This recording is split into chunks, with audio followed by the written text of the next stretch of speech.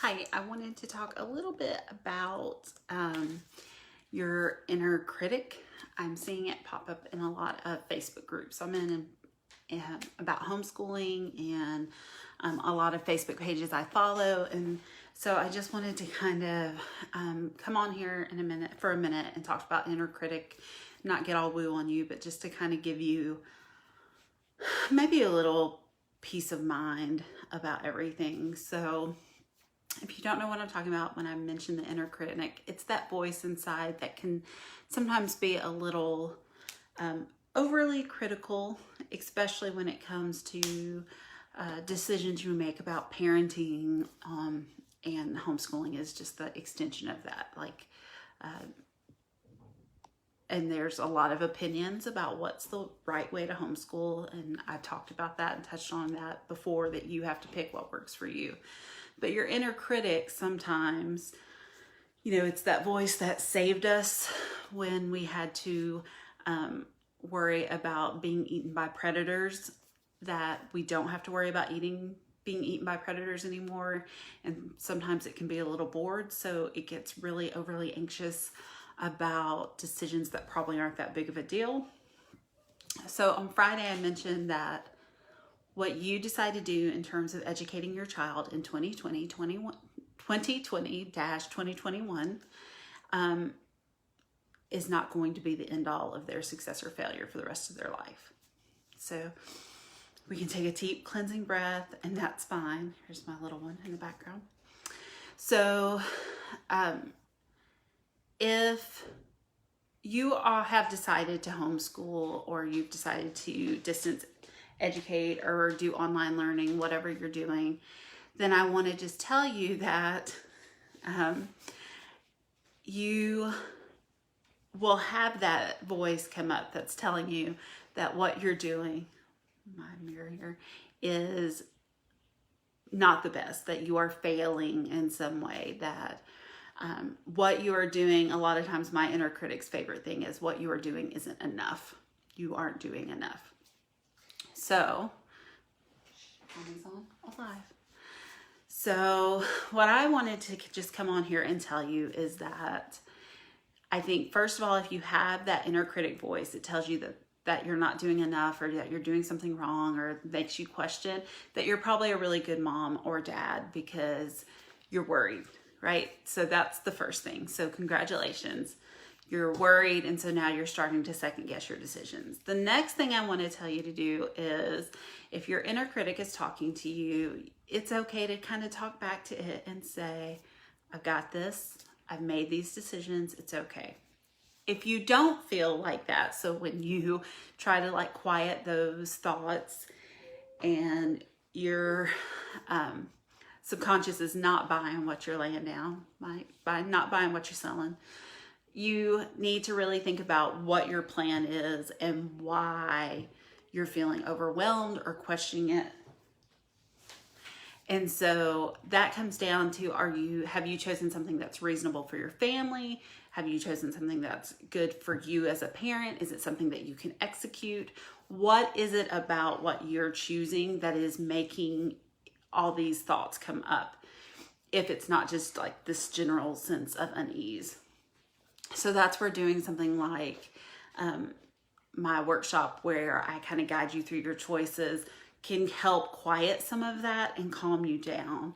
Because I think if anything we've learned over the last 6 months, it's that we have an overwhelming amount of choices that can really activate that inner critic and get them really going, because there's always another choice, there's always another decision to make. So that's the next thing I would tell you to do. If you're very comfortable with what you're planning to do, in terms of you've decided to virtual school and you're following the school's plan, or you have enrolled the kids in a program and you're homeschooling, but you have it all set up, just make sure that if it's not already all set up for you, that you've done something on the planning stage that is in your control to kind of help get yourself more centered. So, and I use a combination of paper planning and online planning, there are 2 online apps that I suggest. One is Homeschool Panda and one is Homeschool Planet, and I will have links under this video for those. They both are, in my opinion, for 2 different clients. Homeschool Panda has a great app. So if you are heavily on the mobile side, it is much better for you. Homeschool Planet is much better for you if you don't rely on apps as much, so you use a desktop device for planning, and if you use a lot of traditional curriculum, because you can buy lesson plans and import them into Homeschool Planet. You can import lesson plans in Homeschool Panda, but there aren't as many available because they're not part of the, they're not for purchase.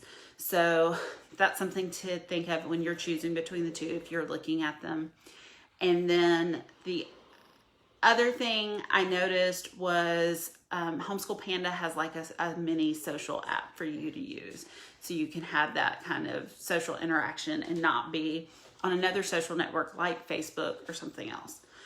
And then I like to paper plan as well. So I actually do, and this is the first year I've used Homeschool Panda. We've always used Google Calendar in the past, but I'm really excited about using one of these apps. I actually have free trials going on both of them right now, because when we get behind, because you will always get behind, when you get behind, you just literally click a button and it'll move all your lessons that you have planned for the whole year forward if you've planned the whole year. And that was like, yes. And both Homeschool Panda and Homeschool Planet do that. But I also like to paper plan so that I can, because I paper plan my own lessons for my classes, it's easy for me to just kind of look on a one-sheet deal, but I don't paper plan daily. I do my daily lessons in an online virtual program and a virtual scheduler, and then I do like a weekly overview on a paper plan. So that would be the next kind of step. Like, if you aren't confident with what you're planning to do, get confident with what you're planning to do. Figure out if it's going to really fit for your family. If you have something that you're really feeling comfortable with, but you haven't laid out any plans, then I would start planning, because the other thing that's going to come up is unless you shell out enormous amounts of money, and even sometimes when you do that, especially for science curriculum, there are going to be things that you're going to have to gather and need.